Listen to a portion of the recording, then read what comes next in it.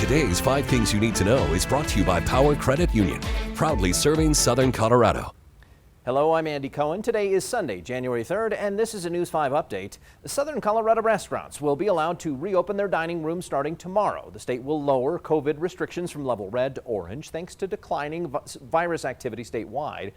Downtown restaurant owners told us they've been calling in extra staff and double-checking safety requirements to get reopened.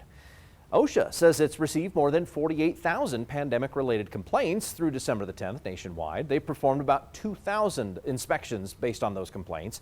More than a dozen complaints were filed by employees here in El Paso County. However, none of the local complaints led to an inspection. A Colorado Springs police officer was injured overnight during the arrest of a trio of carjacking suspects. The 3 juvenile suspects were taken into custody at around 9 o'clock last night after officers say they stole a Jeep at gunpoint at a police facility. Jeep was returned to its owner despite some damage. The officer's injuries are described as minor. And Pueblo's main library is now open on Sundays again. The City County Library District reopened the Rawlings Library this afternoon.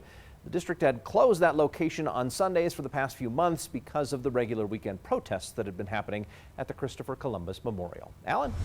And Andy, we'll see a dry and calmer start to the work week here in Southern Colorado. True, it's going to be a little chilly in the morning hours, and we will see some clouds move into the region in the afternoon. But overall, it's going to be a really nice start to the week. Very pleasant weather ahead for at least the next couple of days. Tonight, overnight lows fairly seasonal, dropping down to the teens and 20s. Of course, some of that colder air is still out west towards the San Luis valleys and the mountains. Heading into Monday, highs are going to be very nice, pretty similar to what we saw throughout the weekend. So no big change on Monday, but we are tracking our next storm for Tuesday, which does bring snow to some parts of southern Colorado by around Tuesday afternoon. Thank you for listening to today's 5 Things You Need to Know, sponsored by Power